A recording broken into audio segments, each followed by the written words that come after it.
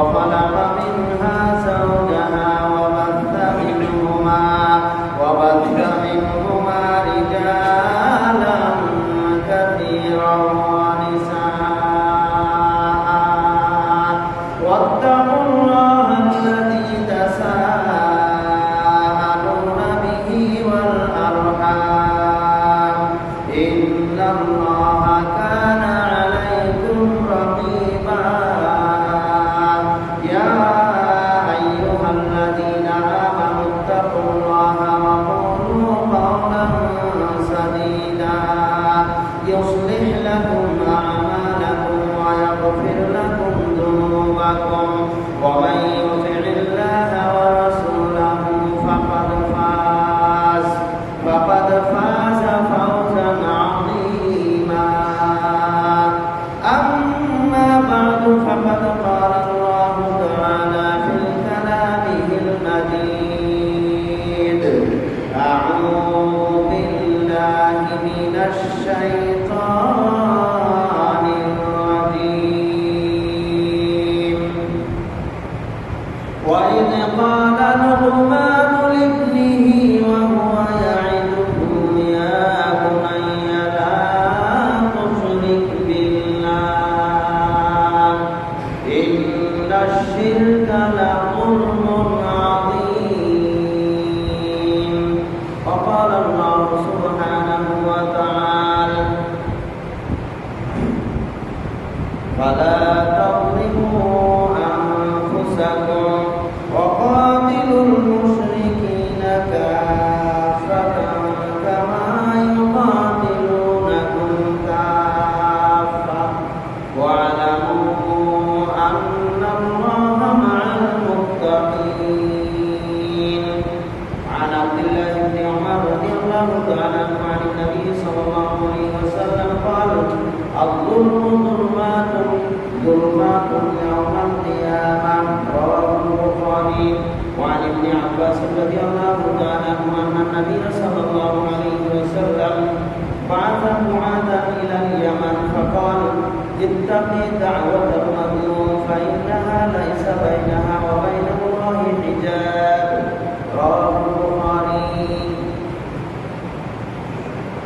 উপস্থিত সম্মানিত শ্রোতাগণ کرام পর্দার অন্তরালে অবস্থান করুন আলহামদুলিল্লাহ প্রশংসা জ্ঞাপন করছি সেই মহান রব্বুল আলামিনের দরবারে যার অশেষ মেহেরবানিতে একটি সম্মানিত মাস মুহররম এর শেষ জুমাতে জুমার সালাত আদায় করার জন্য উপস্থিত হয়েছি আল্লাহ সুবহানাহু ওয়া তাআলা আমাদেরকে দুনিয়াবি যাবতীয় প্রকার কাজকর্ম থেকে মুক্ত রেখে একমাত্র সেই মহান রব্বুল আলামিনের ডাকে সাড়া দিয়ে সালাতুল জুমা আদায় করার জন্য উপস্থিত হওয়ার তৌফিক দান করেছেন তার শুকরিয়া আদায় করছি আলহামদুলিল্লাহ অতঃপর সালাম বর্ষিত বিশ্ব নবী সাইয়্যিদুল মুরসালিন খাতামুন নবিয়্যিন রাহমাতুল লিল আলামিন নবী মুহাম্মদুর রাসূলুল্লাহ সাল্লাল্লাহু আলাইহি ওয়াসাল্লামের উপর আজকের খুতবার সংক্ষিপ্ত সময়ের আলোচনার বিষয় হচ্ছে জুলুম ও তার পরিণতি। এই বিষয়টি অনেক লম্বা, সংক্ষিপ্ত পরিসরে কোরআন এবং সুন্নাহকে সামনে রেখে কিছু আলোচনা রাখার জন্য চেষ্টা করব ইনশাআল্লাহ। ওমা তাওফীকি ইল্লা বিল্লাহ আলাইহি তাওয়াক্কালতু ওয়া ইলাইহি উনীব। রব্বি ইশরাহ লি সাদরি ওয়া ইয়াসসির লি আমরি ওয়াহলুল উকদাতাম মিন লিসানি ইয়াফকাহু কাওলি। মুহররম একটি সম্মানিত মাস। এই মাসকে আল্লাহ সুবহানাহু ওয়া তাআলা চারটি সম্মানিত মাসের একটি মাস হিসাবে নির্ধারণ করেছেন। আরবাতুল হুরুম যালিকা দ্বীনুল কাইয়্যিম। আল্লাহ তাআলা বলেন আল্লাহর বিধানের মধ্যে চারটি মাস হচ্ছে সম্মানিত মাস। আল্লাহর প্রতিষ্ঠিত বিধান তথা দিনের মধ্যে চারটি মাস হচ্ছে সম্মানিত মাস। তার মধ্যে একটি মাস হচ্ছে মুহররম মাস। এই মুহররম মাসে কোনো প্রকার অন্যায়, অপকর্ম, মারামারি, হানাহানি, কাটাকাটি, জুলুম, নির্যাতন এগুলি করবে না। এগুলি থেকে মুক্ত রাখার জন্যই এই মাসকে হারাম ঘোষণা করা হয়েছে। অর্থাৎ যাবতীয় প্রকার অন্যায় কাজ থেকে মানুষ যেন মুক্ত থাকে। এই মাসের মর্যাদা সম্মান জাহেলি যুগের মানুষেরাও দিয়েছিল, কিন্তু বর্তমান যুগে আমরা দেখতে পাচ্ছি বর্তমান যুগের মানুষ তথা মুসলিমরাও এই মাসের প্রতি কোনো ভ্রুক্ষেপই করে না। এটা যে একটা সম্মানিত মাস এটা কিছুই মনে করে না। তবে হ্যাঁ, কোন মুসলমানদের উপরে যদি নির্যাতন শুরু হয়ে যায়, প্রতিবাদ করার প্রয়োজন হয়, তাহলে মুসলিমরা প্রতিবাদ করবে। কিন্তু কোন মুসলমান অন্যায়ভাবে কোন জুলুম নির্যাতন এগুলি মুখোমুখি হবে না। আল্লাহ তাআলা বলেন সূরা তাওবার 36 নম্বর আয়াত, ফালা তাযলিমু আনফুসাকুম, এই হারাম মাসগুলিতে তোমরা নিজেদের প্রতি জুলুম করবে না, নিজেদের প্রতি অন্যায় করবে না। জুলুম, নিজের প্রতি জুলুম বলতে কি বোঝানো হয়েছে? নিজের প্রতি জুলুম মানে নিজের প্রতি পাপ কাজে নিজেকে পাপের সাথে সম্পৃক্ত করা, নিজের প্রতি জুলুম। তবে ওয়াকাতিলুল মুশরিকিনা কাফা, তোমরা মুশরিকদের বিরুদ্ধে যদি প্রয়োজন হয় তাহলে ওয়াকাতিলুল মুশরিকিন, মুশরিকদের বিরুদ্ধে যুদ্ধ করো, লড়াই করো। কাফাতান, তোমরা সমবেতভাবে একত্রিতভাবে মুশরিকদের বিরুদ্ধে যুদ্ধ করো। কামা ইউকাতিলুনাকুম কাফা, তারা যেমন ভাবে তোমাদের উপরে যুদ্ধ করে, তোমাদের বিরুদ্ধে তারা যুদ্ধ করে, লড়াই করে। যদি তারা তোমাদের উপরে অত্যাচার করে, নির্যাতন করে, তাহলে তার মোকাবেলা করো। ওয়ালামু, আর জেনে রেখো, আন্নাল্লাহা মাআল মুত্তাকিন, নিশ্চয়ই আল্লাহ তাআলা মুত্তাকিদের সাথে রয়েছে। জুলুম কয় প্রকার? প্রথমে আমরা আলোচনা করব জুলুম কয় প্রকার। জুলুম হচ্ছে 3 প্রকার।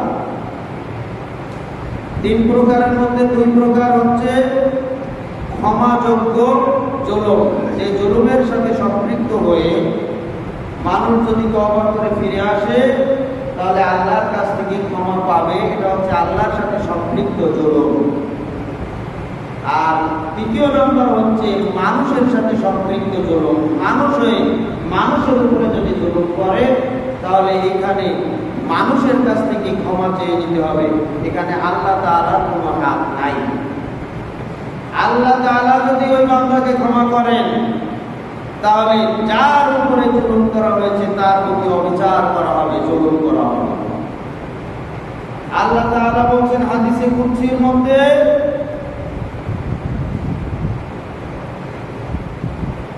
আল্লাহ তাআলা বলেন যে আমি নিজের প্রতি জুলুমকে হারাম করে নিয়েছি। আল্লাহ তাআলা তার নিজের প্রতি জুলুমকে হারাম করে নিয়েছেন, এজন্য কোনো মানুষের প্রতি তিনি কখনো জুলুম করেন না। মানুষ যদি মানুষের প্রতি জুলুম করে তাহলে তার কাছ থেকে ক্ষমা চাওয়া না পর্যন্ত, না ক্ষমা চাওয়া পর্যন্ত তার এই জুলুম থেকে পরিত্রাণের কোনো ব্যবস্থা নাই। তাহলে মূলত আমরা জুলুমকে 2 ভাগে ভাগ করতে পারি। একটা হচ্ছে আল্লাহর সাথে সম্পৃক্ত পাপের মাধ্যমে জুলুম করা, আর একটা হচ্ছে মানুষের সাথে সম্পৃক্ত মানুষের হক নষ্ট করার মাধ্যমে, মানুষকে কষ্ট দেওয়ার মাধ্যমে মানুষের উপরে জুলুম করা। জুলুম বলতে আমরা সাধারণত বুঝি জুলুম মানে নির্যাতন, অত্যাচার। সাধারণত আমরা মনে করি সরকার কর্তৃক জনগণের উপরে নির্যাতন, অথবা কোনো ক্ষমতাশীল ব্যক্তি কর্তৃক নিরীহ মানুষের উপরে নির্যাতন, অত্যাচার, এই ধরনের কাজ হচ্ছে জুলুম।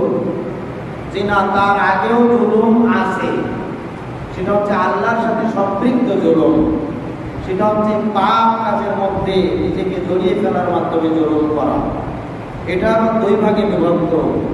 একটা হচ্ছে সরাসরি আল্লাহর হক আদায় না করে আল্লাহর সাথে শিরকে লিপ্ত হওয়ার মাধ্যমে জুলুম করা, নিজেকে জুলুমের সাথে জড়িয়ে ফেলা, এবং এটা হচ্ছে জুলুমের মধ্যে সবচেয়ে বড় জুলুম। আল্লাহ তাআলা বলেন সূরা লোকমানের ভিতরে, লোকমান আলাইহিস সালাতু ওয়াস সালাম যখন তার সন্তানকে উপদেশ দিয়েছিলেন, সেই কথা আল্লাহ তাআলা বলেন, ওয়া ইন ক্বালা লোকমান লিবনিহি ওয়া হুয়া ইয়াইদুহু।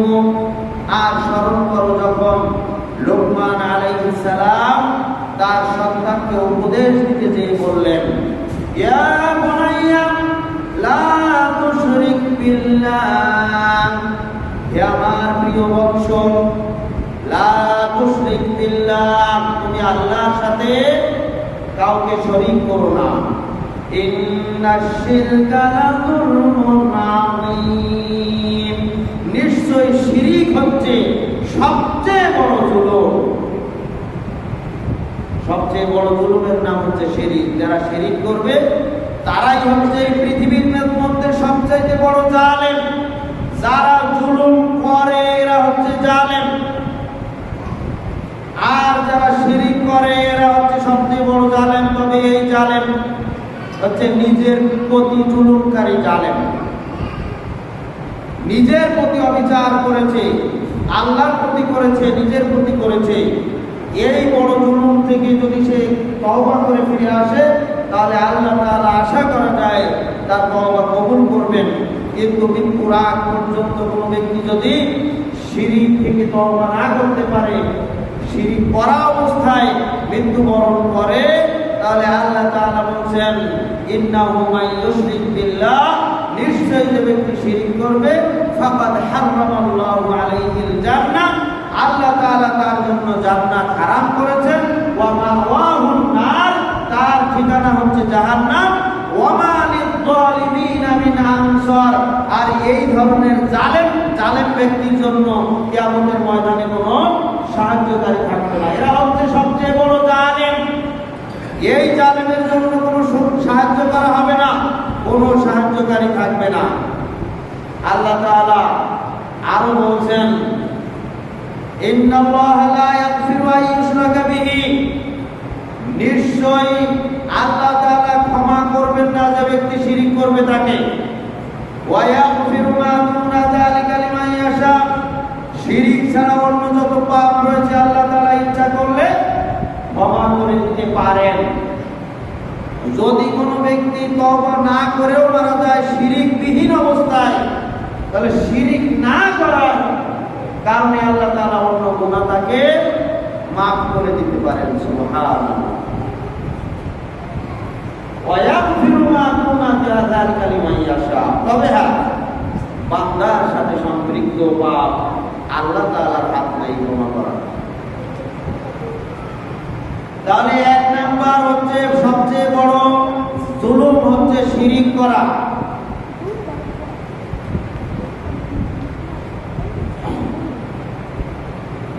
আল্লাহ তাআলা বলেন সূরা নামের ৮২ নম্বর আয়াত, আল্লাযীনা আমানু, নিশ্চয়ই যারা ঈমান আনে বা ঈমান এনেছে, ওয়ালাম ইয়ালবিসু ঈমানাহুম বিযুলমিন, এবং এই ঈমানকে জুলুমের দ্বারা মিশ্রিত করেনি।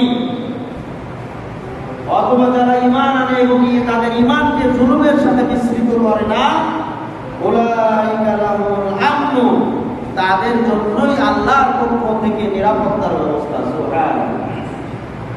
ওয়া হুম মুহতাদুন, এবং তারাই হিদায়াতের উপরেই প্রতিষ্ঠিত রয়েছে। সুবহানাল্লাহ।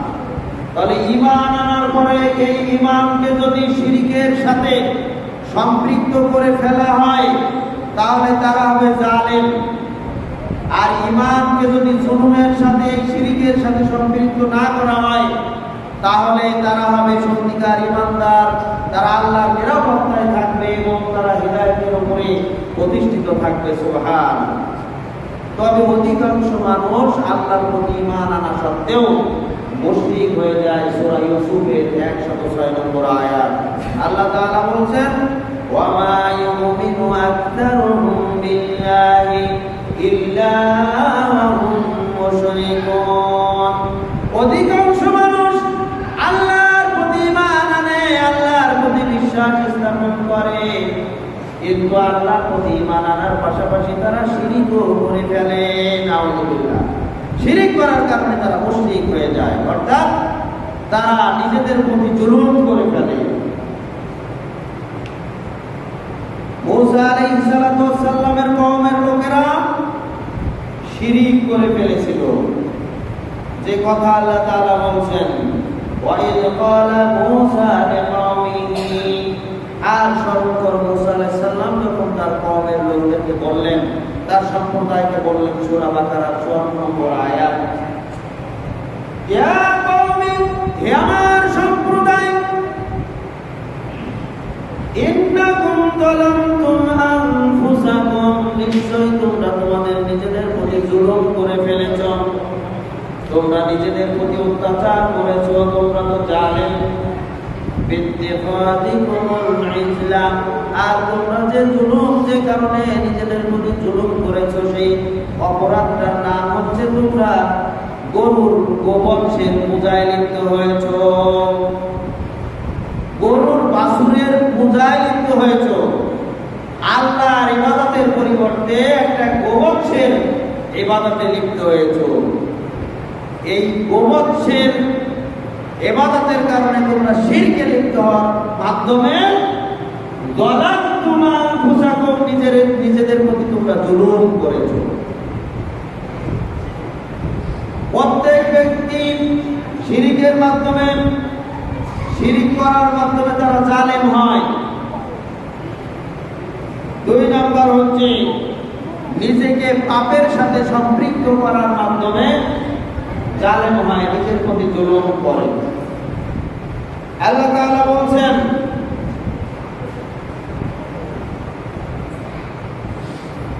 আদম আলাইহিস সালামকে আল্লাহ তাআলা সৃষ্টি করার পরে যখন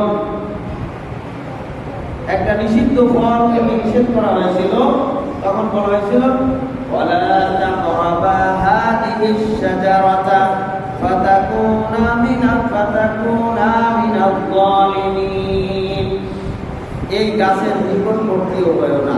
এটা আল্লাহ তাআলার একটা নির্দেশ যে এই গাছের নিকটবর্তী হওয়া যাবে না। যদি হও তাহলে তুমি জালেম হয়ে যাবে, তুমি নিজের প্রতি জুলুম করে ফেলবে। ফাতাকুনা মিনাল যালিমিন, জালেমদের অন্তর্ভুক্ত হয়ে যাবে। কিন্তু আদম আলাইহিস সালাতু ওয়াস সালাম শয়তানের ওয়াসওয়াসায় পড়ে ওই ফলের নিকটবর্তী হয়েছিল, ফল খেয়েও বলে ফেলেছিল। এটা সে অপরাধ করে ফেলেছিল, আল্লাহর একটা নির্দেশকে অমান্য করেছিল।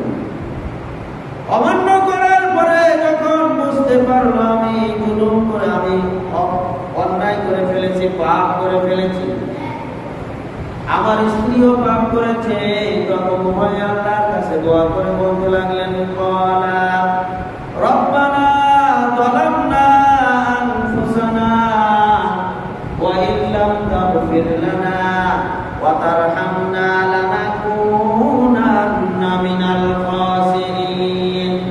রব্বানা, হে আমাদের প্রতিপালক, যালামনা, আমরা জুলুম করেছি, আনফুসানা, আমাদের নিজেদের প্রতি, আমরা আমাদের নিজেদের প্রতি জুলুম করে ফেলেছি। ওয়া ইল্লাম তাগফির লানা, যদি আপনি আমাদেরকে ক্ষমা না করেন, ওয়া তারহামনা, আমাদের প্রতি যদি আপনি রহম না করেন, লানাকুনান্না মিনাল খাসিরিন, তাহলে আমি ক্ষতিগ্রস্ত হয়ে যাব, ক্ষতিগ্রস্তদের অন্তর্ভুক্ত হয়ে যাব। সুতরাং হে আল্লাহ, আমার নিজের প্রতি আমি জুলুম করেছি। এই জুলুমটা কিভাবে করেছিল? আল্লাহর একটা নির্দেশকে অমান্য করার মাধ্যমে জুলুম করেছিল। আল্লাহ বললেন যে ওয়ালা তাকরাবা হাযিহিশ শাজারাতা ফাতাকুনা মিনাল যালিমিন, এই গাছের নিকটবর্তী যদি তুমি হও তাহলে তুমি জালেম হয়ে যাবে। জালেম হয়েও গেল। আদম আলাইহিস সালাম দোয়ায় বললেন, রব্বানা যালামনা আনফুসানা, আমি আমার নিজের প্রতি, হে আল্লাহ, আমরা আমাদের নিজেদের প্রতি জুলুম করেছি। তাহলে পাপ করার মাধ্যমে প্রত্যেক ব্যক্তি নিজেদের প্রতি জুলুম করে। ইউনূস আলাইহিস সালাম যখন একটা পাপ করে ফেললেন, আল্লাহর একটা নির্দেশ, ছোট্ট একটা নির্দেশকে অমান্য করে ফেলেছিলেন, আল্লাহ তাআলা তাকে শাস্তি স্বরূপ যখন মাছের গর্ভে নিক্ষেপ করলেন। ফানাদা ফানাদা ফিদ যুলুমাতি আল্লা ইলাহা ইল্লা আনতা সুবহানাকা ইন্নী কুনতু মিনাজ জালিমিন। ইউনূস আলাইহিস সালাম মাছের পেটে বিপদগ্রস্ত হয়ে মাছের পেটের অন্ধকার থেকে আল্লাহকে ডেকে বলতে লাগলেন, হে আল্লাহ,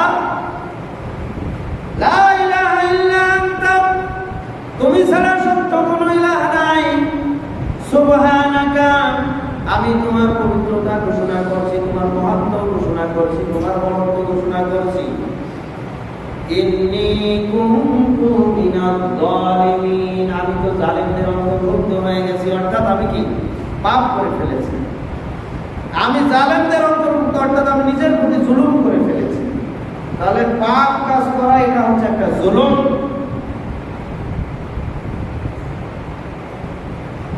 এই জন্য আমরা যখন সালাত আদায় করি, সালাতের ভিতরে শেষ বৈঠকে একটা দোয়া পড়ি, দোয়ায়ে মাসুরা। এই দোয়ার মধ্যে কি বলি? আল্লাহুম্মা ইন্নী, হে আল্লাহ, নিশ্চয় আমি যালামতু নাফসি, নিজের প্রতি জুলুম করে ফেলেছি, জুলমান কাসীরান, অনেক বড় জুলুম করে ফেলেছি। ফাগফিরলি, সুতরাং হে আল্লাহ আপনি আমাকে ক্ষমা করুন। মাগফিরাতাম মিন ইনদিকা, আপনার পক্ষ থেকে বিশেষভাবে আমাকে ক্ষমা করুন। ওয়ারহামনি, এবং আপনি আমার প্রতি দয়া করুন, রহম করুন। ইন্নাকা আনতাল গফুরুর রহিম, নিশ্চয় আপনি ক্ষমাশীল পরম দয়ালু।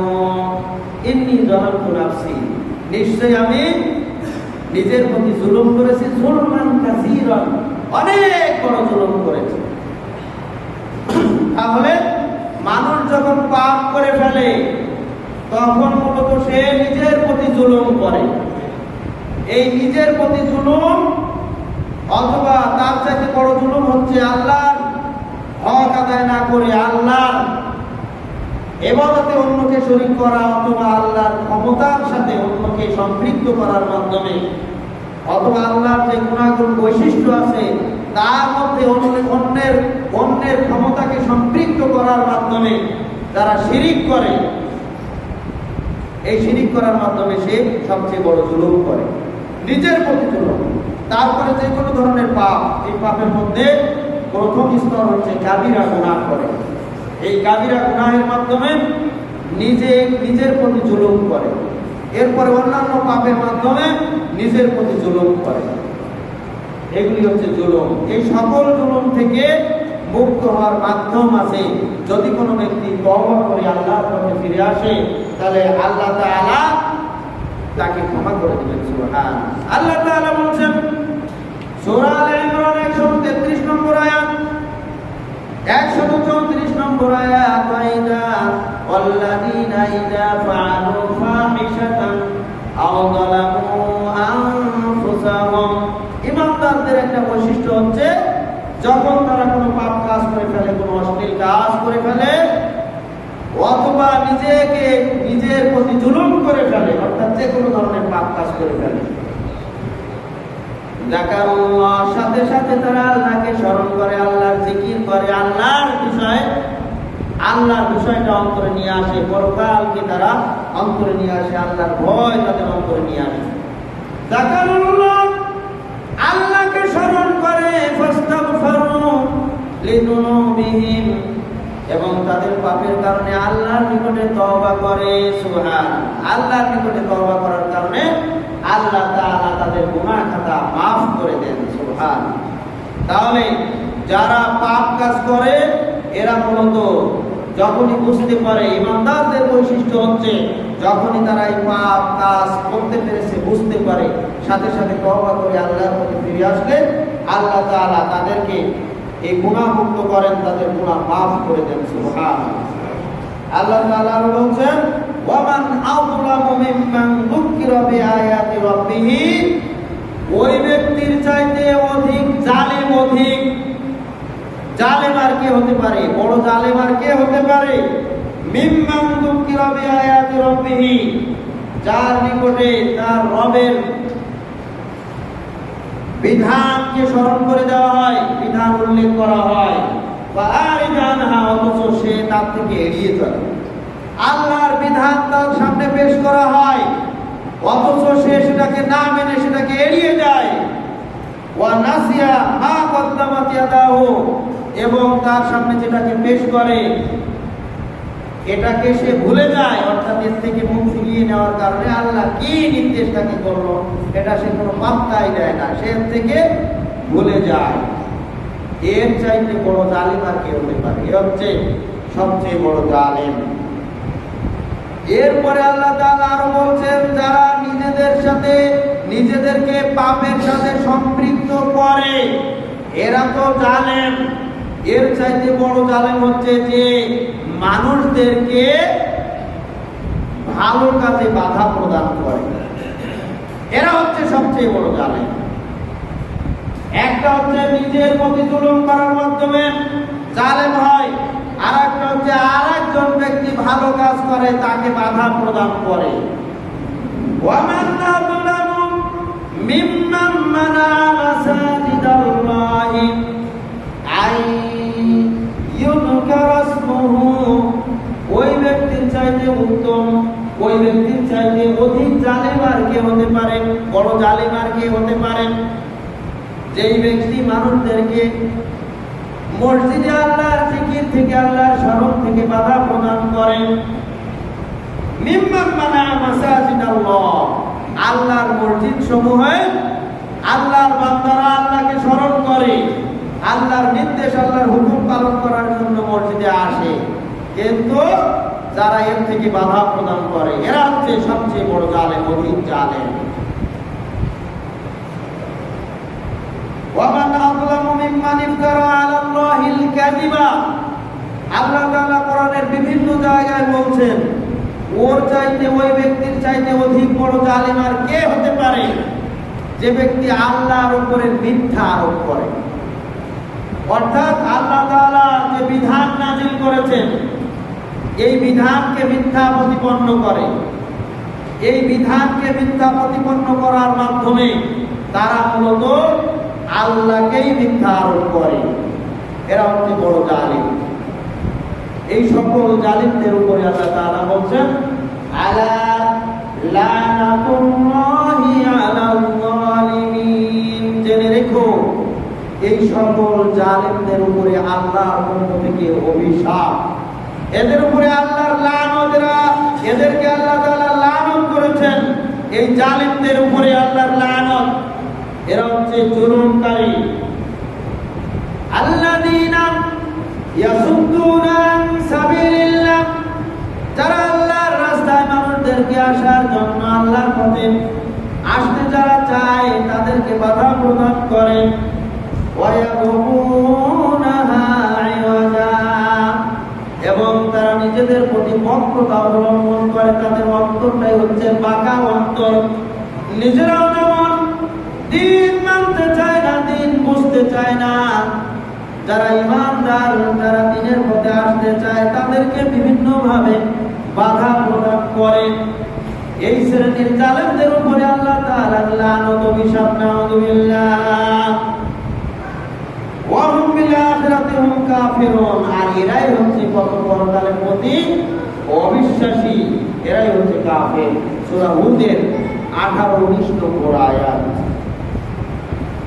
এজন্যই আল্লাহ তাআলা বলছেন, তোমরা তোমাদের নিজেদের প্রতি জুলুম করার কারণে, তোমরা জালিম হওয়ার কারণে আল্লাহ তাআলা বিভিন্ন ভাবে তোমাদের উপরে বিপর্যয় নামিয়ে দেন। কারণ মানুষ যখন জুলুম করে তখনই আল্লাহর পক্ষ থেকে বিপর্যয় নেমে আসে।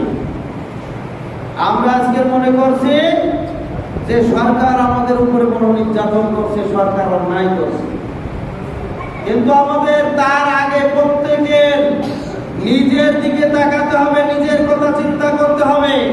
আরে আমি তো আমার নিজের প্রতি জুলুম করেছি, আমি তো আমার নিজেকে বড় বড় পাপের সাথে সম্পৃক্ত করে ফেলেছি। সম্পৃক্ত করার মাধ্যমে, পাপের সাথে সম্পৃক্ত করার মাধ্যমে আমি যে আমার প্রতি জুলুম করেছি, এই কারণেই তো আল্লাহ তাআলা আমাদের উপরে শাস্তি দিচ্ছেন। এই শাস্তির বিভিন্ন ধরন, বিভিন্ন প্রকার হতে পারে। বিভিন্ন প্রকারের একটা প্রকার হচ্ছে এই যে বর্তমানে পরিস্থিতি, বিশৃঙ্খল পরিস্থিতি, দাঙ্গা হাঙ্গামা শুরু হয়েছে। সরকার মানুষের উপরে দোষ চাপিয়ে দিতে চায়, সাধারণ মানুষ, ছাত্র, এরা সরকারের উপরে দোষারোপ করতে চায়, একে অপরের উপরে দোষারোপ করতে চায়। প্রত্যেকের নিজ স্থান, নিজের ওই অন্যের প্রতি দোষারোপ করার আগে অবশ্যই নিজের প্রতি তাকালেই প্রত্যেকেই আগে নিজেকে সংশোধন করতে পারলেই দেখা যাবে তার জন্য দুনিয়াটা অনেকটাই সহজ হয়ে গেছে। কিন্তু দুনিয়াটা আমাদের জন্য কঠিন। কি জন্য? আমরা নিজেরাই জুলুমের সাথে সম্পৃক্ত, অথচ আর একজনে জুলুম করছে সেটা খুঁজে বেড়ায়। নিজেরাই জুলুমের প্রতি সম্পৃক্ত। আল্লাহ তাআলা বলছেন সূরা রুমের 41 নম্বর আয়াত, যাহারাল ফাসাদু ফিল বাররি ওয়াল বাহরি বিমা কাসাবাত আইদিন নাস। জলে মধ্যস্থলে, ডাঙ্গা এবং পানিতে যত ধরনের বিপর্যয় তোমরা দেখতে পাও, যত ধরনের ফিতনা ফাসাদ তোমরা দেখতে পাও, এই ফিতনা ফাসাদ, এই বিপদের একমাত্র কারণ হচ্ছে বিমা কাসাবাত আইদিন নাস। তোমরা তোমাদের হাতে অর্জন করেছো, তোমরা তোমাদের হাতে যা অর্জন করেছো তারই ফলস্বরূপ আল্লাহ তাআলার পক্ষ থেকে তোমাদের উপরে বিপর্যয় নেমে এসেছে। নাউযুবিল্লাহ। জলে স্থলে যত বিপদ তোমরা দেখতে পাচ্ছ, এগুলি তোমাদেরই হাতে অর্জিত কামাই।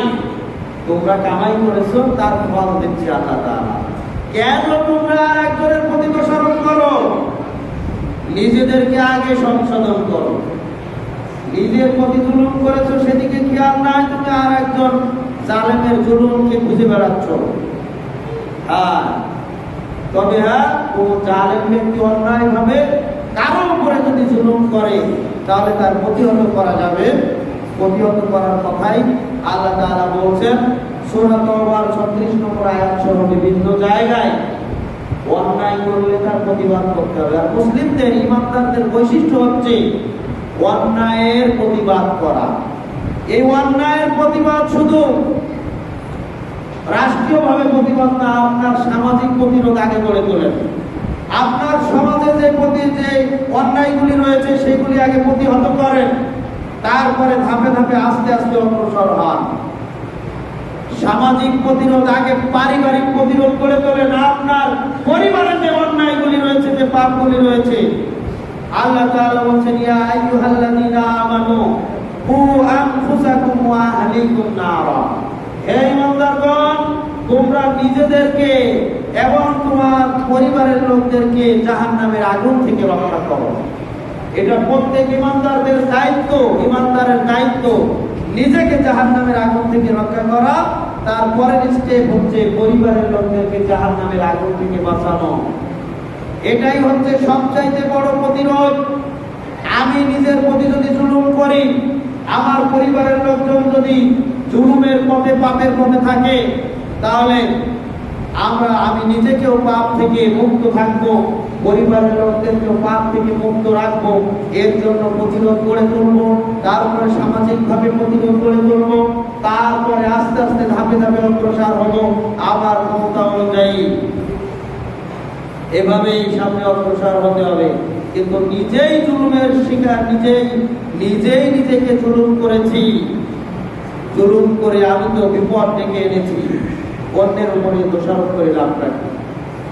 সম্মানিত উপস্থিতি, তাহলে আমাদেরকে অবশ্যই বুঝতে হবে যে কেন আল্লাহ তাআলা আমাদের উপরে বিপর্যয় নামিয়ে দেন। বিপর্যয় আমাদের মধ্যে কেন আসে, তার অন্যতম কারণ হচ্ছে আমরা যেমন বিপর্যয় তেমন আসে, আমাদের পাপ যেমন বিপর্যয় তেমন আসে না, তার কিঞ্চিত মাত্র আল্লাহ তাআলা দেন। লিয়ুযীকাহুম বা'দাল্লাযী আমিলু লাআল্লাহুম ইয়ারজিউন। আল্লাহ তাআলা বলছেন তোমাদের উপরে যে বিপর্যয় আসে, এই বিপর্যয় তোমাদের হাতেরই কামাই, হাতেরই কামাইয়ের ফসল, এবং এই পর্যায়ে তোমরা যে পরিমাণ পাপ করো এই পাপের সম পরিমাণ নয়, কিঞ্চিত মাত্র অল্প বিপদ দিয়ে আল্লাহ তাআলা তোমাদেরকে শিক্ষা দিতে চান। লাআল্লাহুম ইয়ারজিউন, যাতে করে তোমরা আল্লাহর পথে ফিরে আসতে পারো, তোমরা ঈমানদার হতে পারো। সুবহানাল্লাহ। আল্লাহর পথে ফিরে আসার জন্য আল্লাহ তাআলা আমাদেরকে সুযোগ করে দেন, যাতে করে আমরা আল্লাহর পথে ফিরে আসতে পারি। এটা হচ্ছে জুলুমের প্রথম স্তরের জুলুম। জুলুমের পরবর্তী শেষ ধাপ হচ্ছে অন্যের প্রতি জুলুম। এটা হচ্ছে বান্দার হক নষ্ট করার মাধ্যমে জুলুম। কোন ব্যক্তি যদি আরেকজন ব্যক্তির উপরে জুলুম করে তাহলে সে তার হক নষ্ট করলো। এই জুলুম ছোট থেকে বড় যে কোনো প্রকারের হতে পারে। এই জুলুম আপনি অন্যের প্রতি বলতে আপনার একবারে নিকটতম লোকদের প্রতিও আপনি জুলুম করতে পারেন। যদি আমি পরিবার থেকে শুরু করি, যে আপনার পরিবারের লোক, তাহলে আপনি আপনার স্ত্রীর দিকেও তাকিয়ে দেখেন আপনি স্ত্রীর কয়টা হক আদায় করলেন। আপনি যদি আপনার স্ত্রীর হকগুলি আদায় করেন তাহলে আপনি জুলুম থেকে মুক্ত হলেন। আপনি যদি আপনার স্ত্রীর হক আদায় না করেন তাহলে আপনি হচ্ছেন জালেম। যারা অন্যের হক আদায় করে না এরাই অন্যের প্রতি জুলুমকারী। যারা যাদের যে হক এই হক প্রদান করে না, যাদের উপরে আল্লাহ তাআলা আমানতের দায়িত্ব দিয়েছেন, এই আমানতকে তার হকদারের মালিকের নিকটে পৌঁছে দেয় না, এরাই হচ্ছে জালেম, এরাই জুলুম করে। আল্লাহ তাআলা প্রত্যেক দায়িত্বশীল ব্যক্তিকে আমানত স্বরূপ তার দায়িত্ব দিয়েছেন। এই দায়িত্ব পালন করা হচ্ছে আল্লাহর পক্ষ থেকে আমানত। এই দায়িত্ব যারা যথাযথভাবে পালন করে না তারা আমানতের খেয়ানতকারী এবং এই দায়িত্ব তাদের উপরে পালন করা কর্তব্য, তাদের হক নষ্টকারী। এই হক নষ্ট করার মাধ্যমে তাদের উপরে তারা জুলুমকারী। আল্লাহ তাআলা বলেন, ইন্নাল্লাহা ইয়া'মুরুকুম আন তুআদ্দুল আমানাতি ইলা আহলিহা। নিশ্চয়ই আল্লাহ তাআলা তোমাদেরকে নির্দেশ দিচ্ছেন, আন তুআদ্দুল আমানাতি ইলা আহলিহা, যেন তোমরা প্রদান করো তোমাদের উপরে অর্পিত আমানতের দায়িত্ব তাদের নিকটে যারা হকদার, প্রকৃত ইলা আহলিহা, যারা আমানতের প্রাপ্ত, আমানত পাওয়ার হকদার রাখে। এই আমানত আপনার থেকে শুরু করে রাষ্ট্রপতি পর্যন্ত, প্রধানমন্ত্রী মন্ত্রী পর্যন্ত সবার উপরে আমানতের দায়িত্ব আছে। আল্লাহ নবী বলেন, আলা কুল্লুকুম রাইন ওয়া কুল্লুকুম মাসউলুন আন রাইয়াতিহি, জেনে রেখো তোমরা প্রত্যেকেই দায়িত্বশীল এবং তোমাদের প্রত্যেককে কিয়ামতের ময়দানে তোমাদের স্ব দায়িত্ব সম্পর্কে জিজ্ঞাসিত হতে হবে। তুমি মনে করছো শুধু রাষ্ট্রপতি দায়িত্বশীল, প্রধানমন্ত্রী দায়িত্বশীল, মন্ত্রীরা দায়িত্বশীল, চেয়ারম্যান দায়িত্বশীল, মেম্বার দায়িত্বশীল, এমপি দায়িত্বশীল, তুমি কি দায়িত্বশীল না নাকি? আল্লাহর নবী বলতেছেন প্রত্যেক ব্যক্তি তার পরিবারের দায়িত্বশীল। প্রত্যেক পুরুষ তার পরিবারের, কমপক্ষে তার পরিবারের দায়িত্বশীল।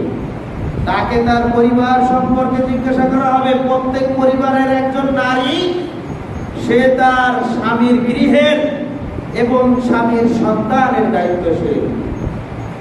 প্রত্যেক মহিলাকে স্বামীর গৃহের ব্যাপারে জিজ্ঞাসা করা হবে এবং স্বামীর সন্তানদের দায়িত্ব পালন করেছে কিনা এ ব্যাপারে জিজ্ঞাসা করা হবে। কোন মহিলাকে বলা হবে না তুমি চাকরি করে, তোমার জন্য কোটা নির্ধারণ করা হয়েছিল, তোমার চাকরির সুযোগ ছিল, তুমি চাকরি করে তোমার স্বামীকে পরিচালনা করেছো কিনা এই ব্যাপারে জিজ্ঞাসা করা হবে না। বরং এই ব্যাপারে আল্লাহর পক্ষ থেকে শাস্তির জন্য প্রস্তুত ওই সকল মহিলারা প্রস্তুত থাকুক যারা পুরুষের দায়িত্বকে নিজেরা বহন করে নিয়েছে। একদিকে পুরুষের দায়িত্বকে নিজের উপরে অর্পণ করে নিজের প্রতি জুলুম করেছে, নিজের প্রতি জুলুম করে নিজেকে কষ্ট দিচ্ছে, আর একদিকে তারা স্বামীর পরিবারের বা অর্থের যোগান দিচ্ছে, এ ব্যাপারে কোনো জিজ্ঞাসা করা হবে না, বরং তাকে আরো এর জন্য পানিশমেন্ট দেওয়া হবে। কেন? তোকে যে দায়িত্ব দেওয়া হয়নি সেটা পালন করছিস। আল্লাহ তাআলা বলছেন রিজালু কাওয়ামুনা আলান নিসা, পুরুষরাই হবে নারীদের দায়িত্বশীল, আর তুই পুরুষের দায়িত্ব নিয়েছ।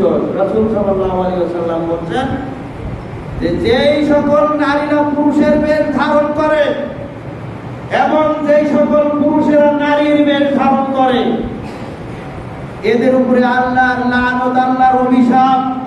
রাসূল সাল্লাল্লাহু আলাইহি ওয়াসাল্লাম এদেরকে অভিশাপ করেছেন, লানাল্লাহুল মুতাশাব্বিহিনা মিনার রিজালি বিন নিসা ওয়া লানাল্লাহুল মুতাশাব্বিহাতি মিনান নিসাই বির রিজাল। সহিহ বুখারীর হাদিস। আর এক হাদিসে বলা হয়েছে লানা রাসূলুল্লাহ সাল্লাল্লাহু আলাইহি ওয়াসাল্লাম আল মুতাশাব্বিহিনা মিনার রিজালি বিন নিসা ওয়া লানা রাসূলুল্লাহ সাল্লাল্লাহু আলাইহি ওয়াসাল্লাম আল মুতাশাব্বিহাতি মিনান নিসাই বির রিজাল। ওই সকল নারীদের উপরে আল্লাহর, ওই সকল পুরুষের উপরে আল্লাহর লানত, আল্লাহর রাসূলের লানত, অভিশাপ। যারা পুরুষের বেশ ধারণ করে এবং যারা নারীর বেশ ধারণ করে, এবং ওই সকল নারীদের উপরে আল্লাহর অভিশাপ, আল্লাহর রাসূলের অভিশাপ যারা পুরুষের বেশ ধারণ করে। নারীর ক্ষমতা পুরুষ গ্রহণ করা, পুরুষের ক্ষমতা নারীর কাজ পুরুষে গ্রহণ করা, পুরুষের ক্ষমতা নারী দখল করা, এটা হচ্ছে অভিশাপের কারণ। আল্লাহ এবং আল্লাহ রাসূলের পক্ষ থেকে এদের উপরে অভিশাপ। প্রত্যেক নারীকে জিজ্ঞাসা করা হবে তোমার স্বামীর গৃহের হেফাজত করেছো কিনা। স্বামীর গৃহের মধ্যে তিনটা বিষয়ের হেফাজত নারীরা করবে। এক, স্বামীর সম্পদের হেফাজত করবে। দুই, স্বামীর জন্য নিজের সতীত্বের হেফাজত করবে। তিন, স্বামীর সন্তানাদি লালন পালনের মাধ্যমে, তাদেরকে সুশিক্ষায় শিক্ষিত করার মাধ্যমে, তাদেরকে সুসন্তান হিসাবে গড়ে তোলার মাধ্যমে স্বামীর সন্তানের লালন পালন, স্বামীর সন্তানের সংরক্ষণ করবে। এই তিনটা সংরক্ষণ হেফাজত প্রত্যেক নারীর উপরে অবশ্যই কর্তব্য, ফরজ, এটা পালন করবে। এবং এই ব্যাপারে কিয়ামতের ময়দানে তাকে জিজ্ঞাসা করা হবে। সম্মানিত মা বোনেরা, সুতরাং চাকরি বাকরি করা এটা আপনার দায়িত্ব না, এটা পুরুষের দায়িত্ব, আপনার স্বামীর দায়িত্ব। আয় ইনকাম করা এটা স্বামীর দায়িত্ব, স্ত্রীর দায়িত্ব না। আল্লাহর গজব নাজিল হওয়ার কারণ হচ্ছে আপনি যদি নিজের মূল কাজ বাদ দিয়ে এই অতিরিক্ত কাজে সম্পৃক্ত হন। সম্মানিত উপস্থিতি, বলছিলাম আমানত। আমানত আল্লাহর পক্ষ থেকে দেওয়া হয়েছে আমাদের প্রত্যেকের উপরে, এবং এই আমানতের দায়িত্ব প্রত্যেক আমানতের হকদার যারা, তাদের নিকটে পৌঁছিয়ে দেওয়া। একজন পরিবারের কর্তা তার অধীনস্থ ব্যক্তিদের উপরে যে হক রয়েছে সেগুলি পৌঁছে দেবে, হক আদায় করবে। এমনি ভাবে আস্তে আস্তে উপরের দিকে উঠতে উঠতে একজন রাষ্ট্রপ্রধান এই রাষ্ট্রের সমস্ত ব্যক্তিদের নিকটে তাদের যে হক ছিল এই হকগুলি পৌঁছিয়ে দেবে। এটা হচ্ছে আল্লাহ প্রদত্ত নির্দেশ। সূরা নিসার 58 নম্বর আয়াত।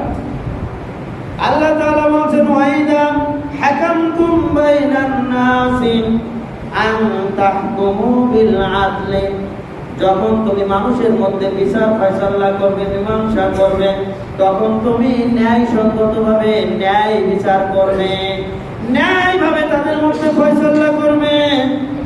ইন্নাল্লাহা নি'মা ইয়া'iদুকুম বিহি, নিশ্চয়ই আল্লাহ তাআলা তার পক্ষ থেকে তিনি কত উত্তম, তার নিয়ামত, তার পক্ষ থেকে একটা নিয়ামতের মাধ্যমে তোমাদেরকে ইয়াইদুকুম বিহি, মানুষের প্রতি উপদেশ দিচ্ছেন, নির্দেশ দিচ্ছেন। ইন্নাল্লাহা কানা সামিআন বাসীরা, নিশ্চয়ই আল্লাহ তাআলা সব কিছু শোনেন, সব কিছু দেখেন, সর্বদ্রষ্টা, সর্বস্রষ্টা, সর্বশ্রোতা। আল্লাহ তাআলা আরো বলছেন ইন্না আরাদনাল আমানাতা আলাস সামাওয়াতি ওয়াল আরদ, নিশ্চয়ই আল্লাহ তাআলা এই আমানাতকে, অর্থাৎ মানুষের উপরে প্রদত্ত দায়িত্বকে পেশ করেছিলেন সর্বপ্রথম আলাস সামাওয়াতি ওয়াল আরদ, এই আসমান সমূহের উপরে এবং জমিনের উপরে, ওয়াল জিবাল, এবং পাহাড় পর্বতের উপরে অর্পণ করেছিলেন। ফাআবাইনা ইয়াহমিলনাহা, কিন্তু এরা সবাই এই আমানতের দায়িত্ব বহন করতে অস্বীকার করল।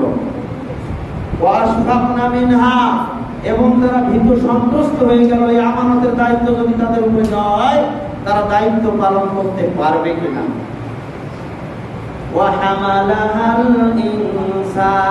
কিন্তু মানুষ এই দায়িত্ব গ্রহণ করে নিল, এই জন্য মানুষ যদি তার এই দায়িত্বকে যথাযথভাবে পালন করে তাহলে মানুষের মধ্যে সর্বোৎকৃষ্ট মানুষে পরিণত হবে, সর্বোত্তম মর্যাদার অধিকারী হবে, সবচাইতে সম্মানের অধিকারী হবে, মর্যাদার অধিকারী হবে।